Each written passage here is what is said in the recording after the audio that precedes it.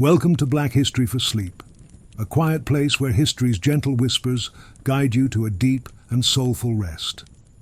Tonight, we journey to the stars, following the path of a brilliant mind who dared to look up, and in doing so, change the way we see the universe. Let the story envelop you, let the calm find you, and let your dreams be filled with wonder. Before we begin our journey, if you find solace in these stories, please consider subscribing to our channel. It helps us create more of these peaceful voyages into the past, for all who need them. Thank you, and may your rest be profound. You are a small child, wrapped in the warmth of a summer evening in the country. The air is thick with the scent of honeysuckle and freshly cut grass, a sweet perfume that clings to the twilight. You are nestled in the familiar comfort of your father's arms, his shirt soft against your cheek, his steady heartbeat a gentle drum beneath your ear. You feel the slight scratch of his wool jacket, a comforting, known texture. He points a long, steady finger towards the inky, velvet sky, a canvas just beginning to be pricked with tiny holes of light. "Look there," he says, his voice a low, soothing rumble, like distant thunder on a warm night. "That's the North Star, Polaris." Your eyes, wide with a child's untamed wonder, follow his direction. You see it, a single determined point of light, brighter than the others that are slowly emerging from the deepening blue. It doesn't twinkle like the others seem to do. It simply shines, a constant, unwavering beacon in the vast darkness. You feel a sense of awe bloom in your chest, a feeling too big for your small body. It's a quiet, breathless wonder. The world you know is the green of the fields, the solid wood of your home, the warmth of your mother's kitchen. But this is something else entirely, an immense, silent world, hanging just above your own. "It's a guide," your father continues softly, his breath stirring the fine hairs on your head. "If you're ever lost, it will show you the way home." You don't understand the words "lost" in the way he means them, for you have never been truly lost, but you understand home. Home is this feeling, this safety, this quiet moment under a sky that feels both impossibly far away and close enough to touch. You reach a small hand up, as if you could pluck that diamond from its dark setting. Your fingers grasp at the empty air, and a soft chuckle rumbles through your father's chest. "They're farther than they look," he says with a smile in his voice. "So far. The light you see from them tonight started its journey long before you were even a thought, long before I was." This idea settles in your mind, not as a complex scientific fact, but as a piece of magic, light that travels for years and years, just to land in your eyes tonight. You feel a connection to that distant, silent star, a secret shared between you and the vast, quiet universe. The chorus of crickets begins its nightly song, a rhythmic, soothing chirp that fills the spaces between your father's words. The air grows cooler, and you snuggle deeper into his embrace. You're not thinking about mathematics or physics. Not yet. You're simply feeling the cool night air on your skin, smelling the sweet, earthy scents of the Virginia countryside, hearing the gentle symphony of the nocturnal world, and seeing, truly seeing, the boundless, star-dusted sky for the very first time. You feel a yawn escape your small mouth, a wave of gentle sleepiness washing over you. Your eyelids grow heavy, the distant stars beginning to blur into soft, hazy spots of light. But even as you drift towards sleep, the image of that one steady star remains, imprinted on the back of your eyelids, Polaris, your guide. You feel a sense of peace settle over you, a profound calm. The universe is so large, so grand, and you are so small. Yet, you are a part of it. The starlight that has traveled for so long has found its home in your memory. This is your first memory of the stars. It is not a memory of facts or figures, but a memory of feeling, of wonder, of connection. It is the seed from which a lifetime of questions will grow. Questions that will lead you to look deeper, to reach higher, and to find your own place among the stars. You drift into a soft, deep sleep, there in the safety of your father's arms, under the watchful eye of the North Star, dreaming of light. The world of your childhood expands, moving from the open fields to the quiet, dusty confines of a one-room schoolhouse. This school is a special place, a haven built by the hands and hopes of your community. It is a place of learning reserved for children like you, children whose skin holds the warmth of the sun. In the world outside these walls, there are lines and divisions. But in here, there is only the shared pursuit of knowledge. You are a young girl now, your legs long enough to swing beneath the smooth-worn wood of your desk. The room smells of chalk dust, aging paper, and the faint, sweet scent of the packed lunches tucked away in metal pails. Sunlight streams through the tall, wavy glass of the windows, illuminating the dancing dust motes that float in the air like tiny, silent stars. You love the feel of a book in your hands, the crispness of the pages, the weight of the stories and ideas held within. Your teacher, a kind-faced woman with eyes that hold both patience and a fierce belief in her students, moves through the room with a gentle rustle of her long skirt. Her name is Miss Johnson, and she sees the light in you. She often stands behind you, her presence a warm, encouraging shadow. She watches as your hand, small but steady, forms the letters and numbers with a precision that speaks of a deep, inner focus. You love the clean logic of mathematics, the way numbers fit together, like a perfect, intricate puzzle. 2 and 2 will always make 4. A right angle will always be 90 degrees. There is a rightness to it, a certainty that feels as constant and reliable as the North Star you remember from that long-ago night. While other children might fidget, their minds drifting to the games waiting for them in the schoolyard, your mind drifts upwards. You find yourself gazing out the window, not at the trees or the birds, but at the vast, pale blue of the daytime sky. You wonder about the sun, this brilliant, blinding star that warms your face through the glass. You wonder where the other stars go during the day. Do they disappear? Or are they just hiding, waiting for the moon to call them back out to play? You remember your father's words, that the starlight is ancient. This thought fascinates you. You try to imagine it, a beam of light, traveling through the silent, cold emptiness of space for years, decades, centuries, a silent messenger from a world you cannot see. One afternoon, Miss Johnson places a new book on your desk. It is not a reader or a speller. It is thicker, with a dark blue cover. On the front, in faded gold letters, is a single word: astronomy. You trace the letters with your finger. The word feels magical on your tongue. Astronomai. You open the book carefully, the spine cracking softly. The pages are filled with strange and wonderful diagrams, circles within circles, elliptical paths, charts of constellations that look like mythical creatures scattered across the page. It is a language you do not yet understand, but one your soul seems to recognize. You see drawings of planets with rings, moons clustered around them like chicks around a mother hen. You see renderings of nebulae, great, swirling clouds of gas and dust, described as the birthplaces of stars. A quiet excitement builds within you, a feeling like a tiny vibrating hum in your chest.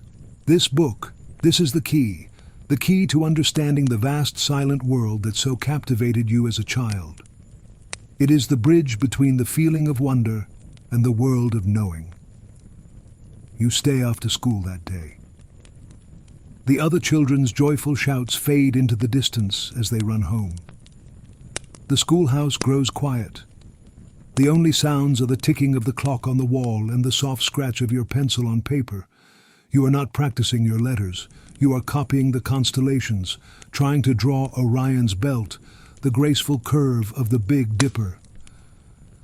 Miss Johnson doesn't rush you. She sits at her own desk, grading papers in the waning afternoon light. She sees the book you are so engrossed in, and a knowing smile touches her lips. She understands that you are not just a bright student, you are a seeker. Your curiosity is a living thing, a powerful force that is already beginning to shape the course of your life. As you pack your things to leave, the late afternoon sun casting long shadows across the wooden floor. Miss Johnson speaks. Her voice is soft in the quiet room. "The universe is full of questions," she says, looking at you with those kind, steady eyes. "Don't ever be afraid to ask them." You clutch the astronomy book to your chest as you walk home. The air is cooling, the first hints of evening painting the sky in shades of lavender and rose. You feel a new sense of purpose settling within you. The world of numbers, of mathematics, is no longer just a subject in school. It is a tool, a language. And with this language, you realize you might one day be able to understand the silent, beautiful poetry of the stars. You walk with your head tilted back, searching the evening sky for the first faint pinpricks of light, your heart filled with a quiet, determined joy. The years pass like the turning of pages in a beloved book, each one adding a new layer to your understanding. You are a young woman now, and the world of the small segregated schoolhouse has given way to the hallowed halls of a university. It is a world that was not built for you, a world where your presence is an anomaly, a quiet defiance of unspoken rules. You walk these halls with a grace and dignity that is your shield and your armor. You feel the weight of expectation and the sting of skepticism. You see it in the fleeting glances of your classmates, in the surprised expressions of some of your professors. A woman, a black woman, in the advanced mathematics and physics courses. It is a sight they are not accustomed to. But you do not let their surprise deter you. You have a sanctuary, a place where the noise of the outside world fades into an insignificant hum. That sanctuary is the world of numbers. You sit in the university library, surrounded by the towering shelves of books, the scent of old paper and binding glue a comforting perfume. The light from the tall arched windows is soft and diffused, casting a gentle glow on the polished wood of the long tables. Here, you are not defined by your race or your gender. You are defined by the elegance of your equations, the clarity of your logic. You feel the smooth, cool surface of the tabletop beneath your forearms. You have a notebook open before you, the pages filled with your neat, precise handwriting, symbols, variables, integrals, derivatives. To others, it might look like a foreign language, a collection of meaningless squiggles. But to you, it is the language of the universe itself. It is pure, logical, and beautiful. You remember the words of your mentor, a professor who saw past the surface and recognized the fire of your intellect. "Mathematics," he had told you, his voice resonating with passion, "is the only truly universal language. It describes the falling of a leaf and the orbit of a planet with the same elegant truths." You hold on to those words. They are a balm to your spirit when the loneliness of your path feels heavy. You are often the only woman in your classes, almost always the only black person. There is no one to share that specific glance of understanding with, no one who walks the exact same path. So you find your companionship in the minds of the great thinkers who came before you. Newton, Leibniz, Euler, Gauss. You commune with them through their work, tracing the paths of their logic, building upon the foundations they laid. You feel a kinship with them across the centuries, a shared passion for uncovering the hidden architecture of reality. Sometimes, late at night in your quiet room, you look out your window at the moon. It hangs in the sky, a silver disk swimming in a sea of darkness. You don't just see the moon anymore. You see the gravitational forces that bind it to the earth. You see the elegant, elliptical path of its orbit. You see the calculus that can predict its position with breathtaking accuracy. The wonder you felt as a child has not faded. It has deepened, matured. It has merged with a profound respect for the order and structure that underpins the cosmos. Your love for the stars is no longer just a feeling. It is an intellectual pursuit, a driving force. You solve complex problems.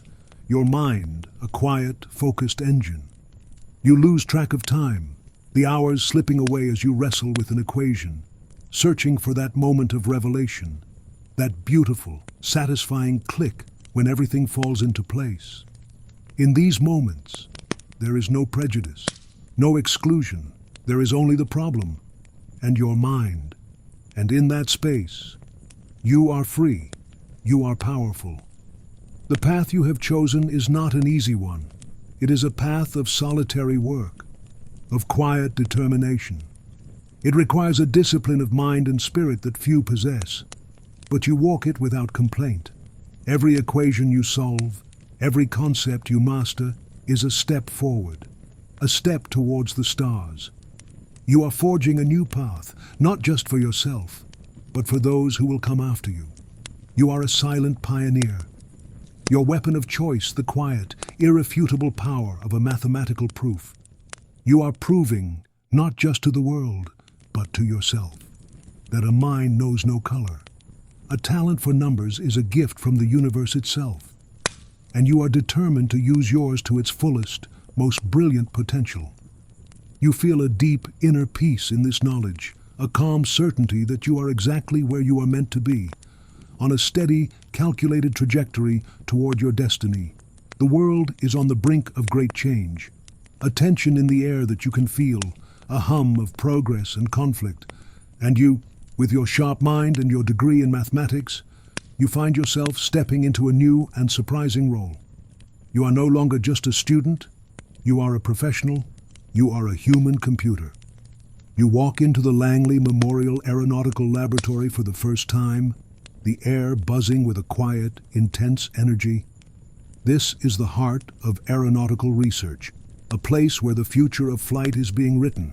The buildings are functional, unassuming, but inside them, minds are grappling with the very laws of physics. You are led to a large, brightly lit room, and what you see takes your breath away for a moment.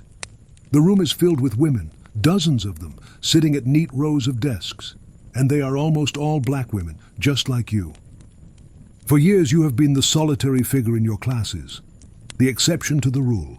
But here, in this room, you are the norm. A wave of feeling washes over you, a complex mix of relief, surprise, and a quiet, blossoming pride. You see women with slide rules, their fingers flying with practiced ease. You see women with sharp pencils, filling vast sheets of graph paper with columns of immaculate numbers. You hear the soft rustle of paper, the gentle click-clack of calculating machines, the low focused murmur of consultation. This is the West Area Computing Unit, a segregated unit, yes, a product of the unjust laws of the land. The world outside this room may see you as less than, but in this room, you are the engine. You are the brains behind the brawn of the engineers. You are shown to your desk. It is simple, made of solid, dark wood, its surface smooth beneath your fingertips.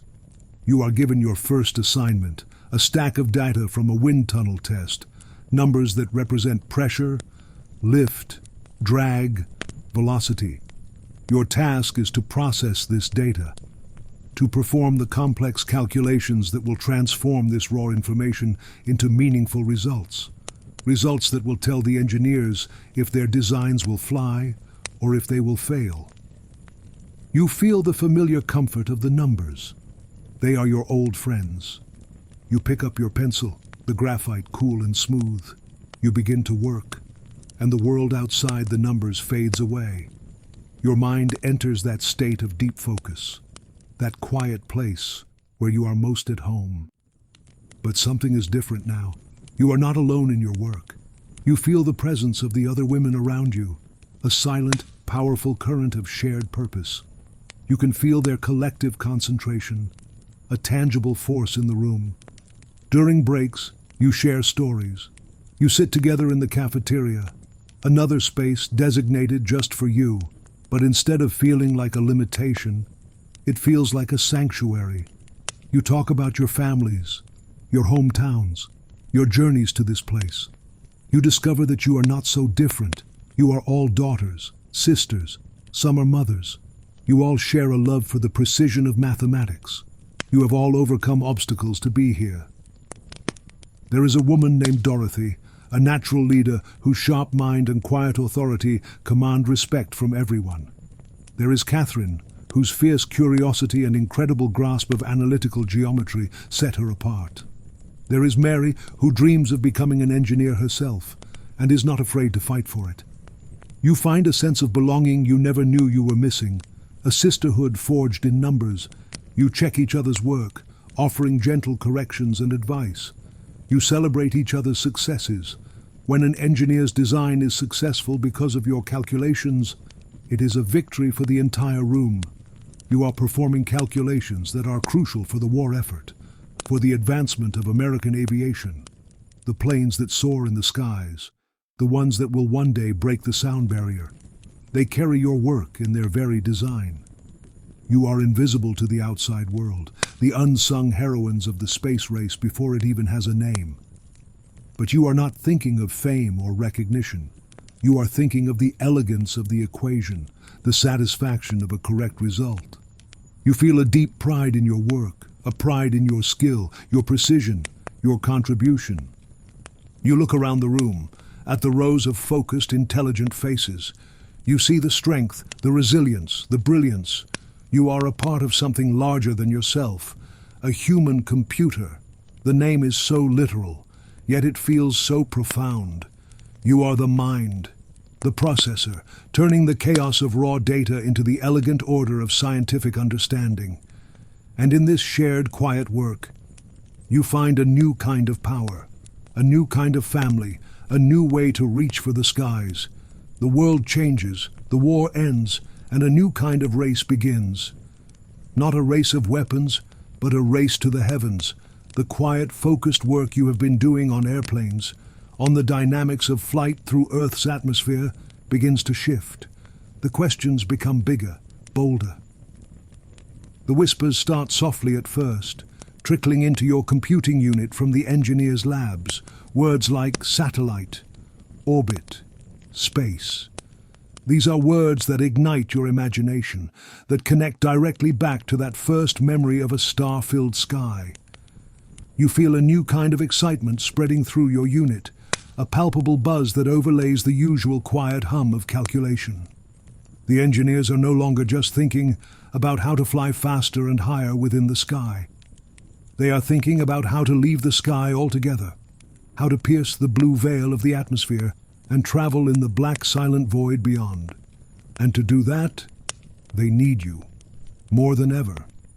The mathematics involved is an order of magnitude more complex. It's no longer just about lift and drag.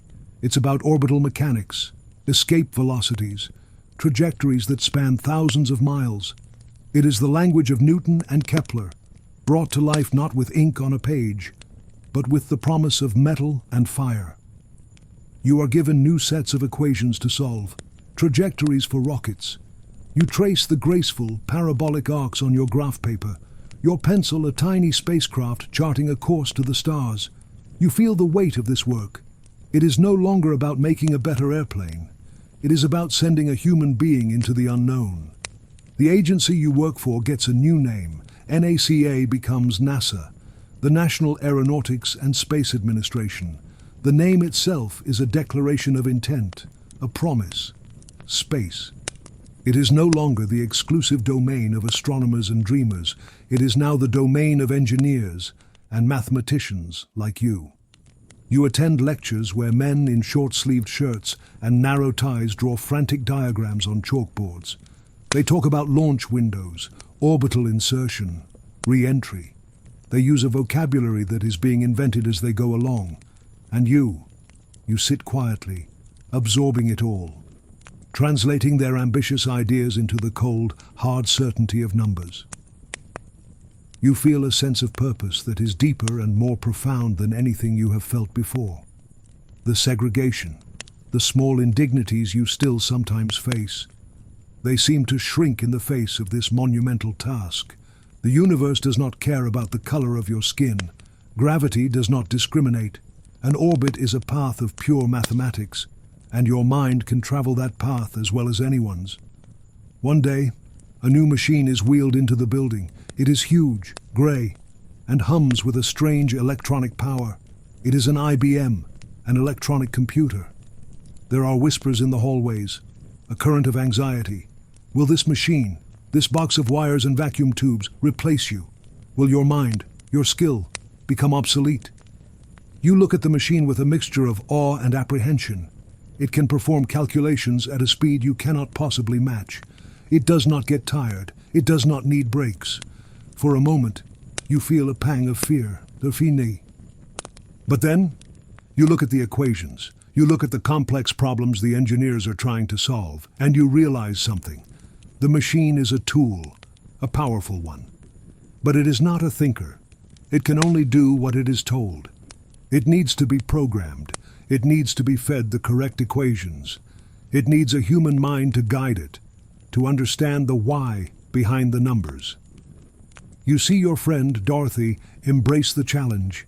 She learns the new machine's language, Fortran. She teaches herself, and then she teaches the other women in your unit. She ensures that you will not be replaced, but that you will evolve. You will become the programmers, the ones who tell the machine what to do. You also realize that the machine is not infallible. It can have bugs, it can make mistakes. The engineers, the astronauts, they need a human check. They need a mind that can see the whole picture, that has an intuitive feel for whether a number looks right or wrong. You feel your role shifting. You are not just a calculator anymore. You are a verifier, a guardian of the numbers. Your mind, with its years of practice and its deep, intuitive understanding of the mathematics, is the ultimate safety check. The race to space is heating up. The Soviets launch Sputnik, a tiny beeping sphere that circles the globe, a constant reminder that the United States is behind. The pressure intensifies, the work becomes more urgent, and you are right at the center of it. You are no longer just calculating for airplanes, you are calculating for the cosmos. The sky is no longer the limit, it is the destination. And you, a woman who once gazed at the stars from the safety of her father's arms, are now helping to chart the course to reach them. The air in the control room is thick, with a unique mixture of stale coffee, sweat, and palpable tension. It is a room without windows, a world unto itself. The only light comes from the glowing screens of consoles, the blinking lights on panels, and the stark overhead fluorescent bulbs. The room is a symphony of quiet, urgent sounds, the low hum of electronics, the crackle of static over speakers, the clipped, precise language of engineers speaking into headsets. You are in this room, not in the back, not in a separate office, but here, in the heart of the mission. You are seated at a console, a headset over your ears, a notebook filled with your immaculate calculations open before you. Years of quiet, diligent work, of being overlooked and underestimated, have led you to this very moment. An astronaut, a man whose face is known to the entire world, is sitting in a tiny capsule atop a powerful rocket. His name is John Glenn. He is about to become the first American to orbit the Earth. Everything has to be perfect. The new IBM electronic computer, the one that was supposed to make human computers obsolete, has been programmed to calculate his trajectory.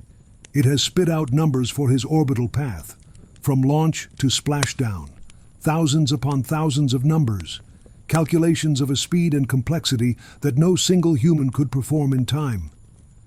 But the astronaut, the man whose very life depends on these numbers, is hesitant. He is a pilot. He trusts his gut, and he trusts people. He does not fully trust this new humming box of wires. And so, a request comes down the chain of command, a request that is both a testament to the uncertainty of the new age and a profound acknowledgement of the trust you have earned. The astronaut wants you to check the numbers. The flight director's voice comes over the headset, calm but with an underlying edge of urgency. "Get the girl to check the numbers," he says. He doesn't use your name at first, just the girl. A casual phrase that belies the magnitude of the task he is asking of you. Someone corrects him. "It's your name," they say, and then the director repeats it, "Your name," spoken in the control room, at the pivotal moment of the nation's history. "Your name. We need you to run the numbers for the go, no-go." A hush seems to fall over your corner of the room. A new stack of papers is placed in front of you, the IBM's output. Your task is to perform the key calculations by hand. The trajectory, the orbital path, the re-entry point. You must do it by hand, with your mind, your pencil, and your desktop mechanical calculator. You feel a profound sense of calm descend upon you. This is not a moment for fear or for pressure to overwhelm you. This is a moment of pure mathematics. This is what you have trained for your entire life, from that first schoolhouse, to the university halls, to the computing unit. Every equation you have ever solved has been practice for this. You pick up your pencil. Your fingers feel steady. Your mind is clear and sharp. The cacophony of the room fades away. The voices on the headset, the blinking lights, it all recedes into a distant background hum. It is just you and the numbers. You begin to work. Your pencil flies across the paper. But it is not a frantic movement. It is controlled, precise, efficient. You feel the familiar rhythm of the calculation. The numbers flow from the page, through your eyes, into your mind, and out through your hand. Each step is logical, verifiable. You move the gears on your calculator. The mechanical clicks a soothing, familiar sound. It is the sound of certainty. Minutes stretch into what feels like an eternity. The countdown clock is ticking. The fate of the mission, the life of a man, hangs in the balance. But you do not think of that. You think only of the problem in front of you, the elegant, complex dance of gravity and velocity. You work through the equations for the go, no-go point, the last possible moment the mission can be aborted before he is irrevocably committed to orbit. The numbers must match the machine's calculations and yours. And then, you have it, the final number. You check it once, you check it twice. Your breath is steady, your heart is calm. It matches perfectly. You look up from your desk. You meet the eyes of the engineer waiting for your signal. You give a single, firm nod. Your voice is clear and steady as you speak into your headset. The numbers are good, you say. I have the go-ahead. A wave of relief ripples through the control room. The flight director's voice rings out, giving the final confirmation. We are go for launch. You lean back in your chair for a single moment, and you allow yourself to feel the weight of what has just happened. The astronaut, the hero, trusted your mind over the machine. In that single act, he validated years of your silent, meticulous work. He saw you, not as the girl, not as a colored computer, but as the mathematician who could bring him home. You turn your attention back to the screen, watching the rocket climb into the sky on a pillar of fire. And as it disappears into the vast blue expanse, you feel a connection to it that is deeper than anyone else in the room, because you know its path. You have held its journey in your mind, and in the numbers on your page. You have helped to guide it, safely, towards the stars. The roar of the launch has faded, replaced by the tense electric quiet of the control room.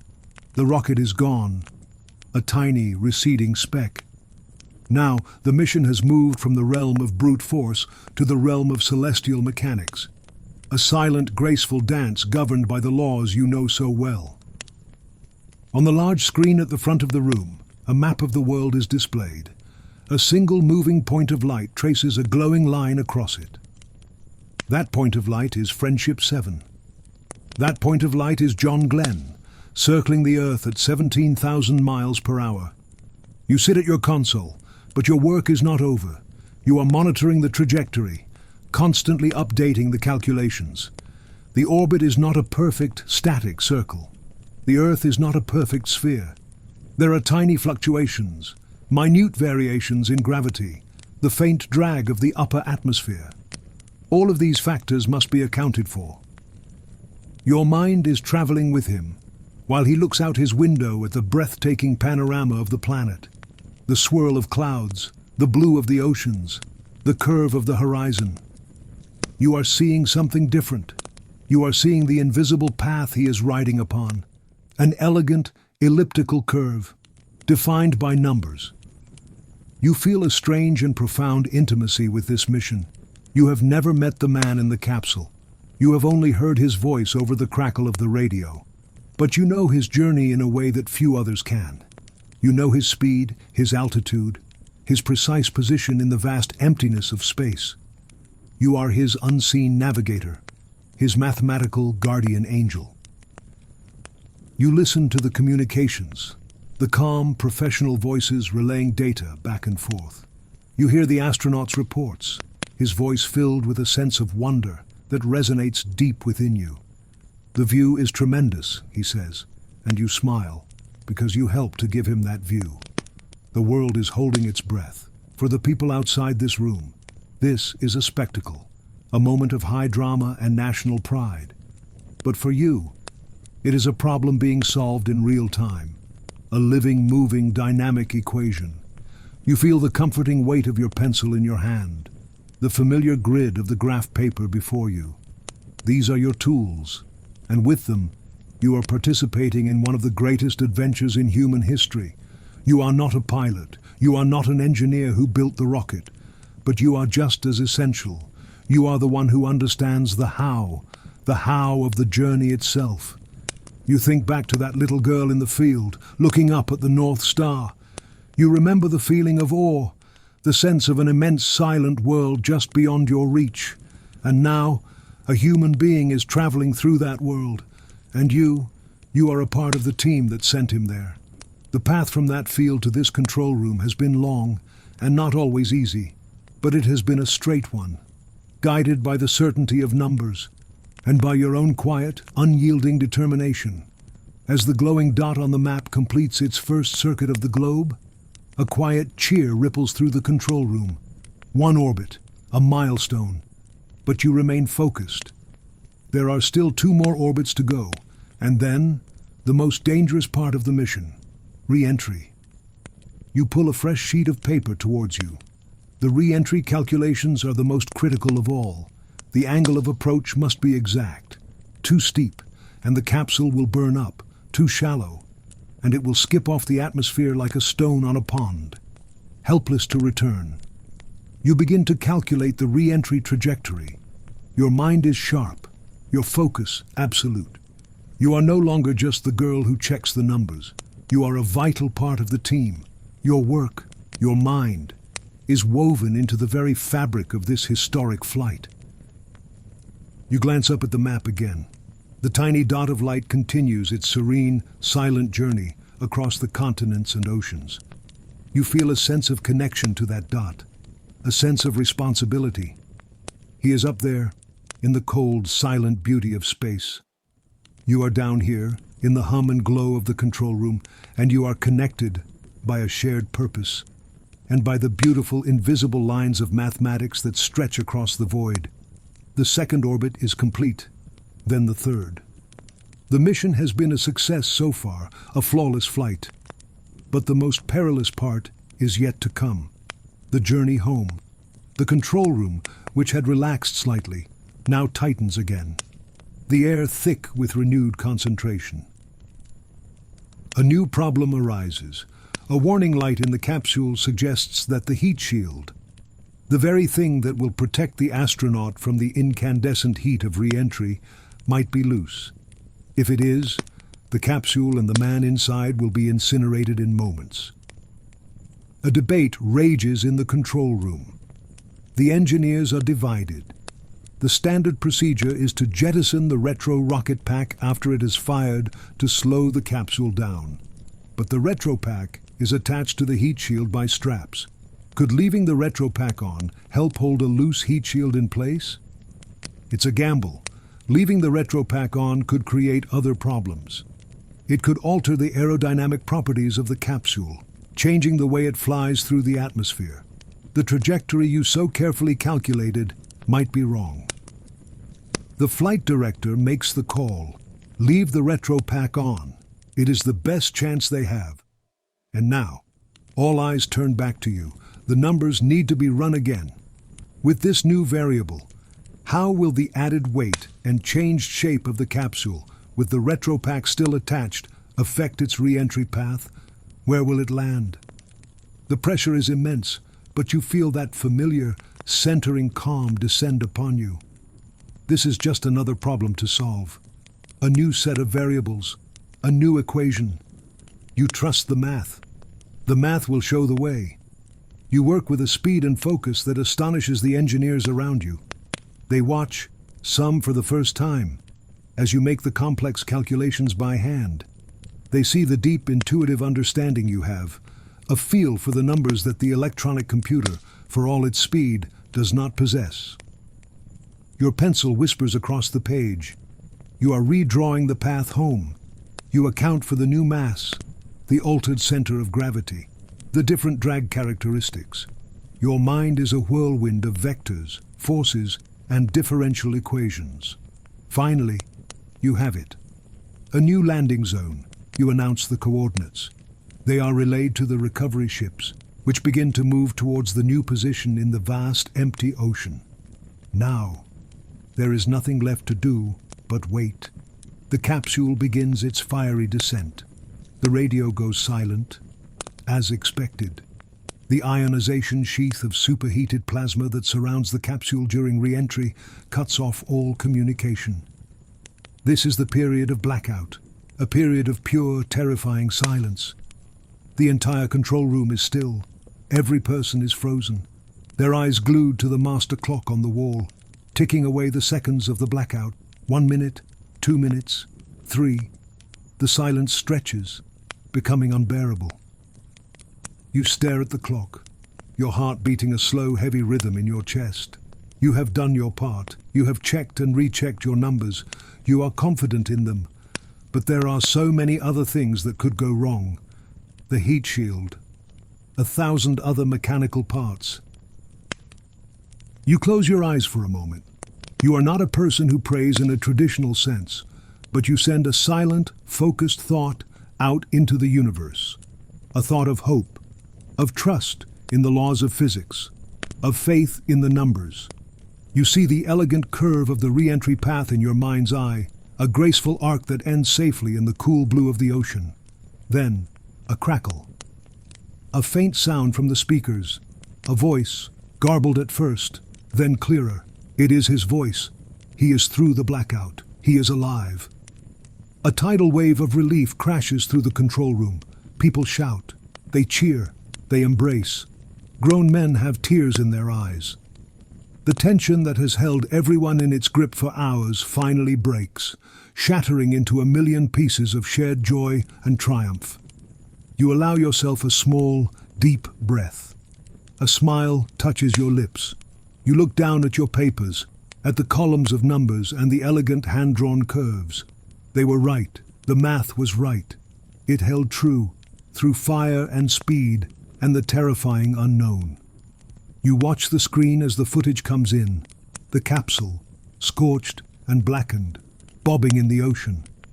You see the helicopter lift the astronaut to the safety of the recovery ship's deck. He is home. He is safe. In the celebration that follows, people come up to you. They shake your hand. They clap you on the shoulder. The engineers, the directors, the men who, not so long ago, might have overlooked you. They look at you with a new respect, a deep and genuine admiration. You are no longer the invisible woman in the back room. You are the mathematician who helped bring John Glenn home. Your mind, your quiet, steady, brilliant mind, has earned its place in the annals of history.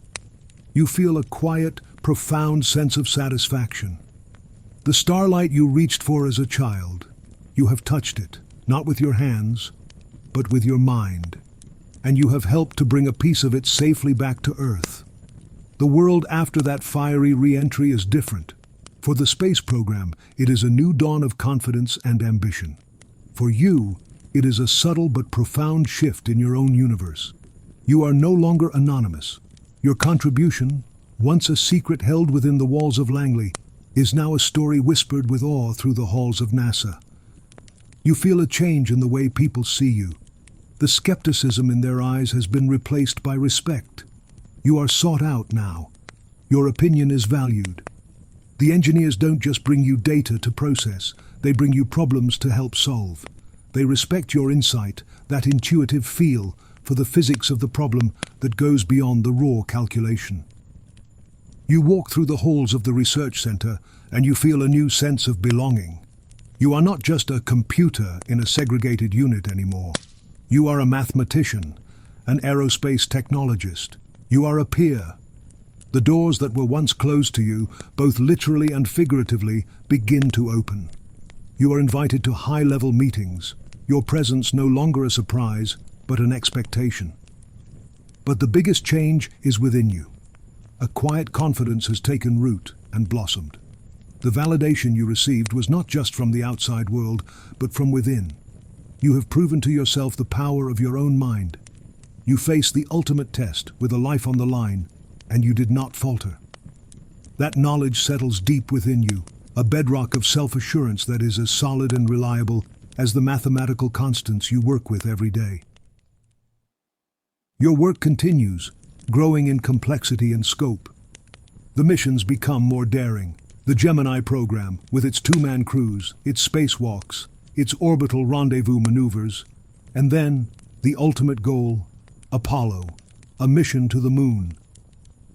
The mathematics for a lunar mission are of a different order entirely.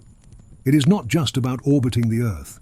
It's about breaking free from Earth's gravity, traveling 250,000 miles through the void, entering orbit around another celestial body, landing on it, and then returning home. It is a multi-stage problem of immense complexity. You are at the forefront of this work. You help to calculate the trajectory for the Apollo 11 mission. The path that will take Neil Armstrong, Buzz Aldrin, and Michael Collins to the moon. You feel the immense historical weight of this task. You are drawing the map for the greatest voyage of exploration humanity has ever undertaken. Sometimes late at night, you work in your office, the only light the glow of your desk lamp on your papers. You look out the window at the moon, hanging in the black sky like a silent, beckoning pearl. It is no longer just a beautiful light. It is a destination, a tangible place. And you are one of the architects of the bridge that will take humanity there. You feel a deep connection to the astronauts, though you may never meet them all. You are a part of their crew in a fundamental way. Your mind is their invisible guide. When they orbit the moon, part of your consciousness, captured in the numbers, will be orbiting with them. You also see a new generation of women, including black women, coming to work at NASA. They walk into a world that is a little more open, a little more welcoming, because you and your sister computers came first. They see you in the meetings, they hear your name spoken with respect, and they see a path for themselves. You take the time to mentor them. You remember what it was like to be the only one to feel isolated. You offer them guidance, not just on the mathematics, but on how to navigate this complex, male-dominated world. You share your strength, your quiet resilience. You become a fixed point for them, a North Star within the institution, showing them the way. You are part of a new constellation now. Not one of distant, fiery stars, but one of brilliant minds. Dorothy, Catherine, Mary, and you. And the many others who worked in the quiet hum of the computing rooms. Your stories are intertwined, your legacies linked. You have shown the world that genius does not have a color or a gender. It is a force of nature, and when given the chance, it can reach for the moon. You feel a deep, abiding peace in this. Your life's work is not just about the numbers. It is about breaking barriers, opening doors, and changing the equation of what is possible. You have found your trajectory, and it has taken you to a place beyond your wildest childhood dreams. You are no longer just watching the stars. You are helping humanity touch them. The summer of 1969 is thick with anticipation. The whole world seems to be holding its breath. The mission you have worked on for years, the culmination of a decade of dreams and ferocious effort, is about to unfold. Apollo 11. You are not in the main control room in Houston this time. Your work, the foundational calculations of the trajectory, is done. The flight path is locked in. You are watching the broadcast, like millions of others around the globe, but for you the experience is profoundly different. It is not a spectacle you are watching. It is the final, real-world proof of your own work. You sit in a quiet room, the familiar glow of a television screen painting the walls in soft, flickering shades of grey. The air is still. The only sound is the calm, measured voice of the mission controller from the speaker, a voice that feels as familiar as a friend's. You see the launch, the massive Saturn V rocket, a testament to human ingenuity, climbing slowly, majestically, on a pillar of roaring fire. You feel the rumble not in your body, but in your memory of the physics of it all. You know the forces at play, the incredible energy being released to defy Earth's relentless pull. Your calculations are in that fire, in that ascent. The journey to the moon takes several days. For you, these are days of quiet reflection. You follow the progress of the spacecraft, a tiny capsule hurtling through the black emptiness. You can visualize its path, the long, graceful coasting arc you helped to plot. You see it in your mind's eye, a line drawn with mathematical perfection, connecting two worlds. Then comes the moment of landing. The lunar module, the Eagle, has separated from the command module and is descending toward the moon's surface. This is the most delicate and dangerous phase. The landscape below is a minefield of craters and boulders. The onboard computer is guiding them, but the final moments require a human touch, a pilot's skill. You listen, your hands clasped together, as the astronaut's voice comes across the 250,000-mile gap. Neil Armstrong. His voice is incredibly calm, but you can hear the focused tension beneath it. He is flying the lander manually, searching for a safe spot.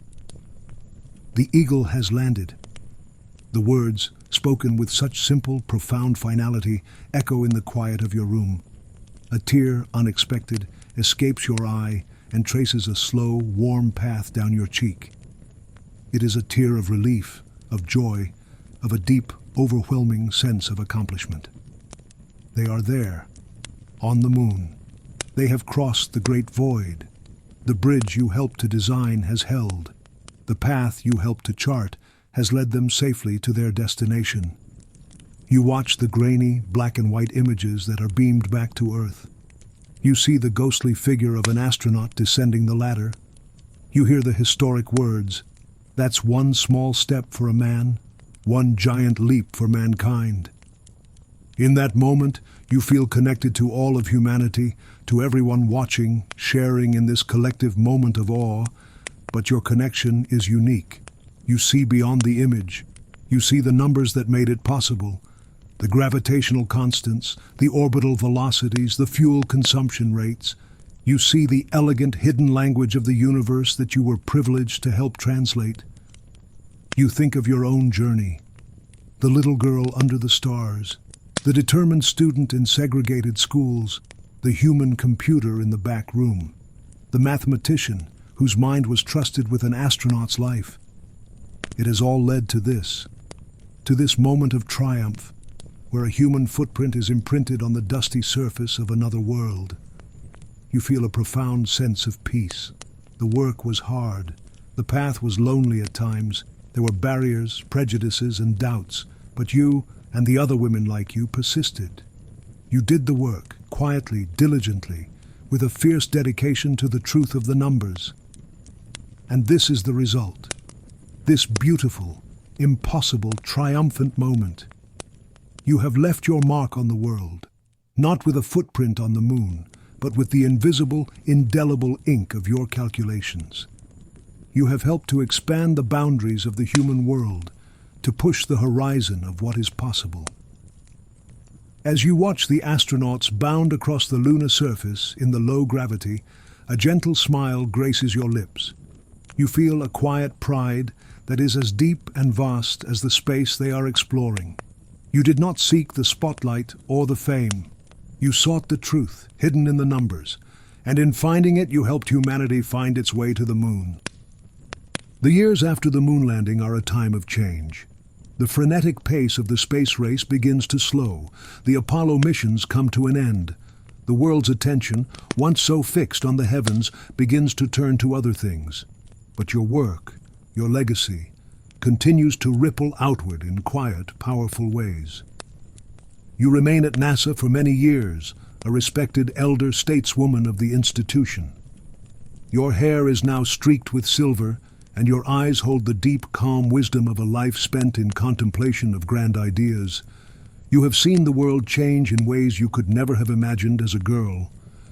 You watch as the electronic computers, once a source of anxiety, become more and more powerful.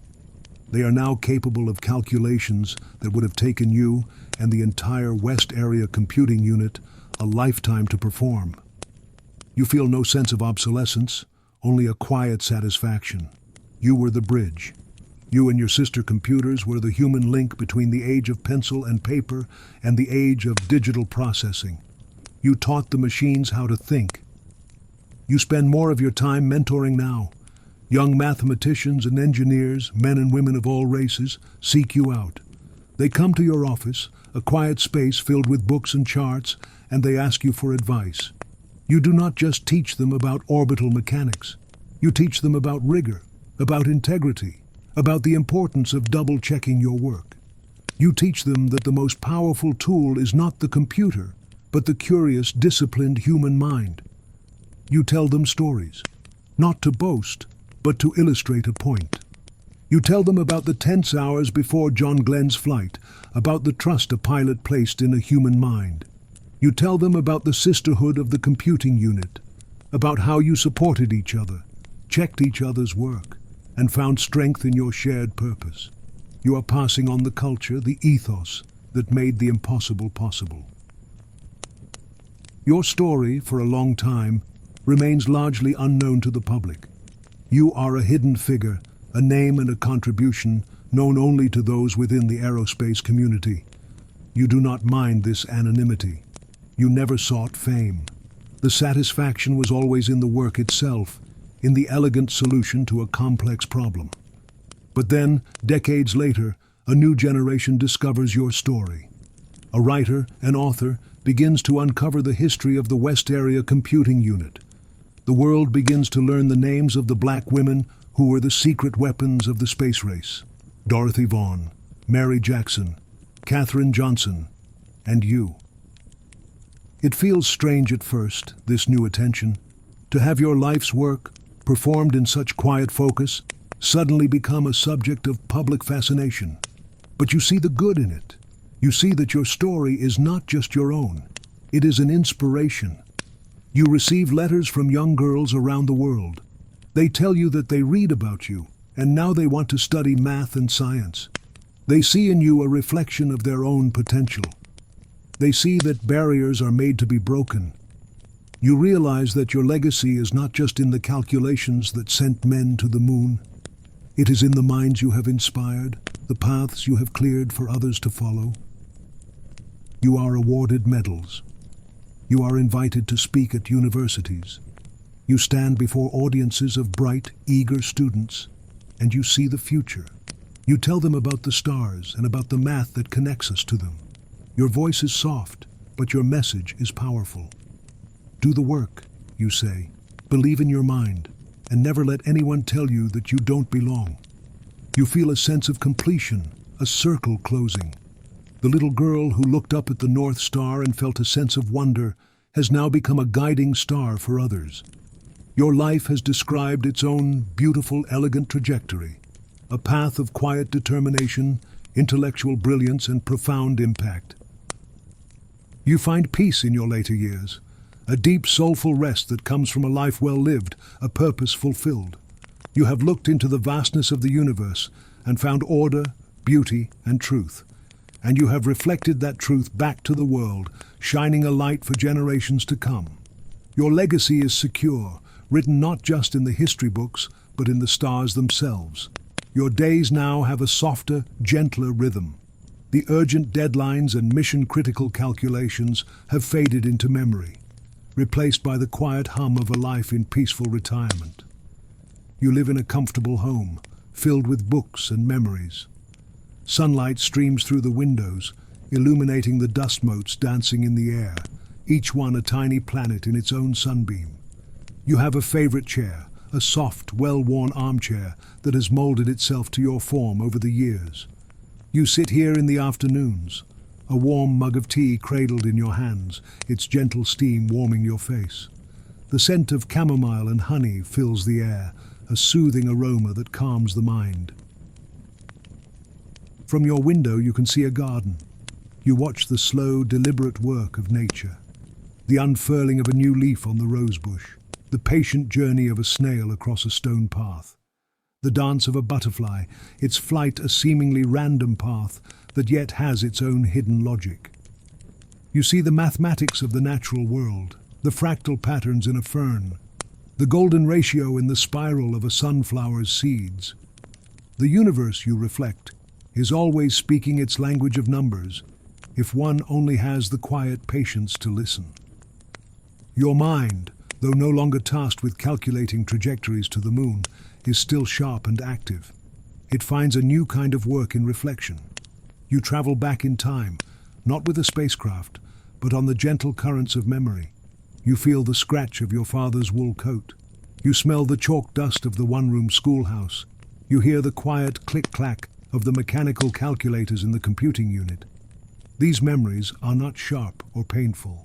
They are softened by time, like sea glass smoothed by the constant motion of the waves. You feel a deep sense of gratitude for the journey. You see the hardships not as wounds, but as points of pressure that forged you into the person you became. The segregation, the skepticism, they were obstacles, yes, but they also fueled your determination, strengthened your resolve, and made the eventual triumphs all the sweeter. You think of the women you worked with, your sisters in calculation, Dorothy's quiet leadership, Mary's fiery ambition, Catherine's breathtaking genius. You feel a warmth spread through your chest. The bond you shared was unique, a sisterhood forged in a crucible of prejudice and immense intellectual challenge. You were stronger together, your minds sharpening each other, your spirits buoying one another in times of doubt. You smile, remembering their laughter in the cafeteria, their focused silence in the workroom. Sometimes you take out your old notebooks. The paper is yellowed and brittle now, the ink faded slightly. You run your fingers over the neat columns of numbers, the elegant curves of your equations. It feels like a conversation with a younger version of yourself, a young woman of incredible focus and discipline. You feel a sense of pride in her, a tenderness for her solitary dedication. You want to tell her that it will all be worth it, that her quiet work will one day echo through history. You do not feel boastful or arrogant about your accomplishments. You feel a sense of profound humility.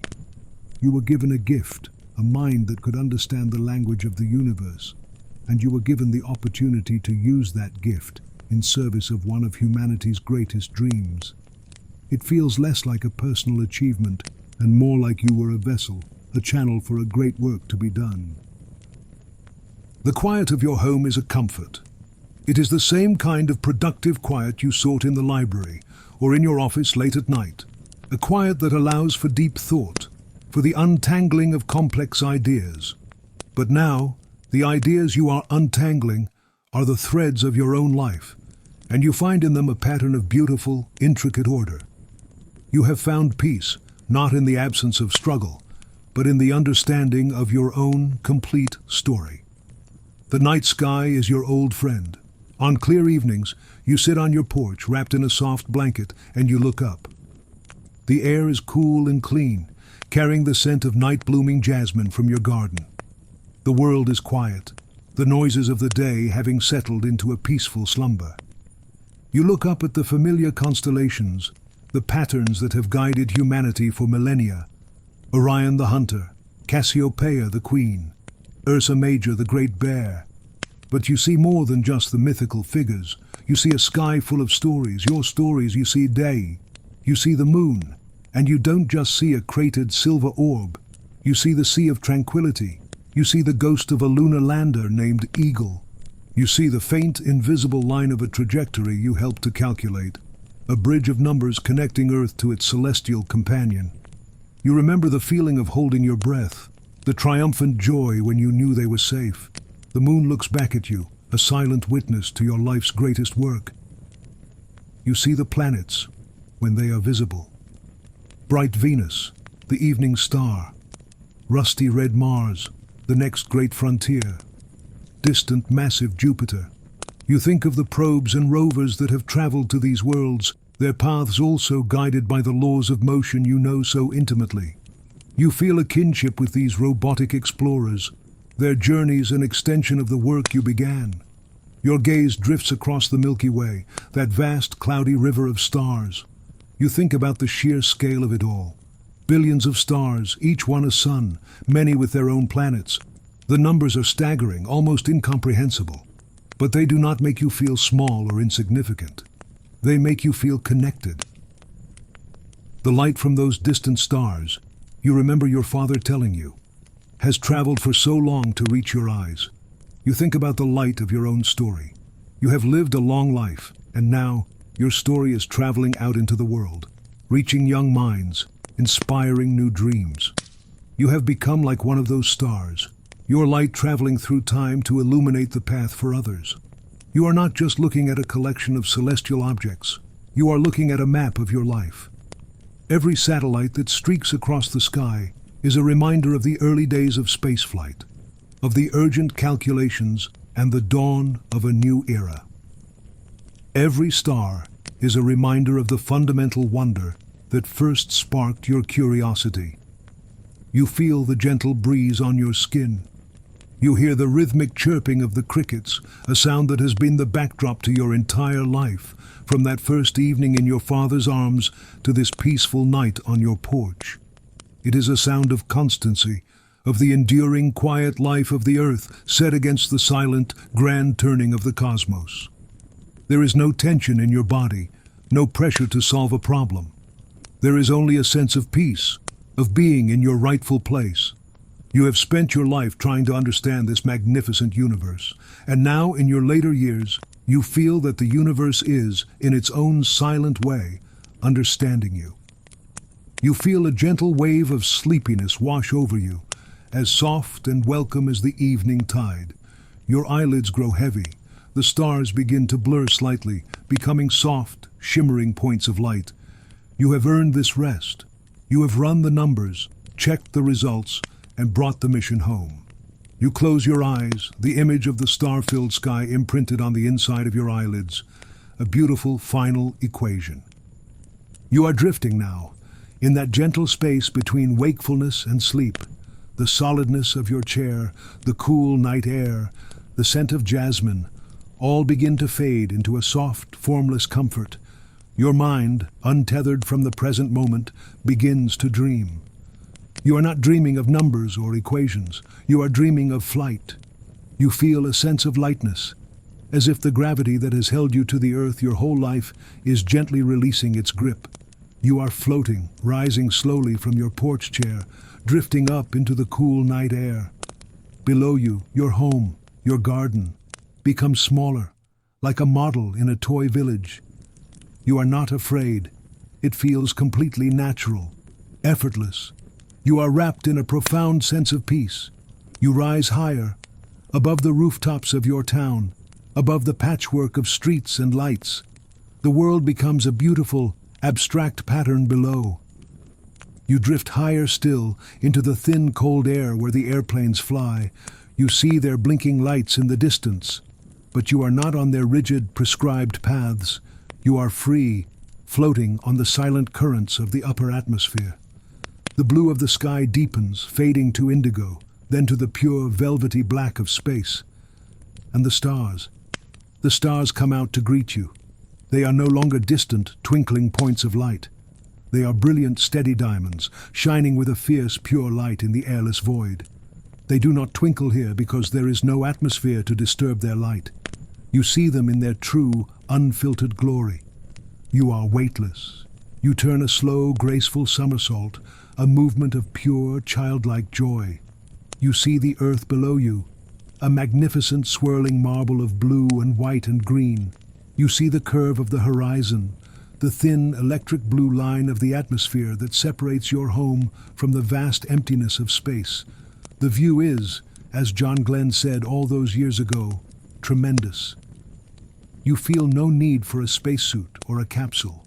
In this dream, you are a part of this environment. You are as much at home here as you were in your father's arms. The silence of space is not empty. It is full. It is full of peace, of majesty, of the silent, perfect music of celestial mechanics. You see the moon closer now than you have ever seen it. It is huge, a silent, pockmarked giant. You can see the great dark plains, the seas of tranquility and storms. You can see the rugged highlands and the bright rays extending from the newer craters. You reach out a hand, and you feel you could almost touch its dusty surface. You have touched it before, with your mind, and now, in your dream, your spirit floats beside it. You are not alone here. You feel the presence of others, the pioneers of flight, the brave astronauts you helped to guide. You feel the presence of your sister computers, their brilliant minds like constellations around you. You feel the presence of your father, his steady, reassuring love, a warm glow in the cold of space. You are surrounded by a great, silent company of dreamers and explorers. You drift on, a tiny, conscious speck in the grand, cosmic ocean. You are filled with a sense of wonder that is purer and more profound than any you have ever known. This is the universe you spent your life studying, and it is more beautiful, more awe-inspiring than any equation could ever describe. You are home. You are drifting back now, slowly, gently. The grand, silent ballet of the cosmos begins to recede. The feeling of weightlessness gives way to a familiar, comforting sense of gravity. You are descending back through the layers of the sky, back towards the sleeping world. The brilliant, steady diamonds of the stars soften. They begin to twinkle again as you re-enter the gentle veil of the atmosphere. The velvety black of space lightens to a deep, pre-dawn indigo. You float down, over your town, over your quiet street, back to the familiar comfort of your own garden. You settle back into your chair on the porch with a sigh of profound peace. The dream of flight fades, but the feeling of wonder remains. You are in your body again, feeling the soft blanket around your shoulders, the cool wood of the armrest beneath your hand. The world around you is beginning to stir. The deep silence of the night is giving way to the first tentative notes of the dawn chorus. A lone bird sings a clear, liquid melody. The eastern sky is beginning to glow with the first faint blush of pink and orange. You open your eyes. The night sky is fading. The brightest stars and planets still hold their ground, but the fainter ones have dissolved into the growing light.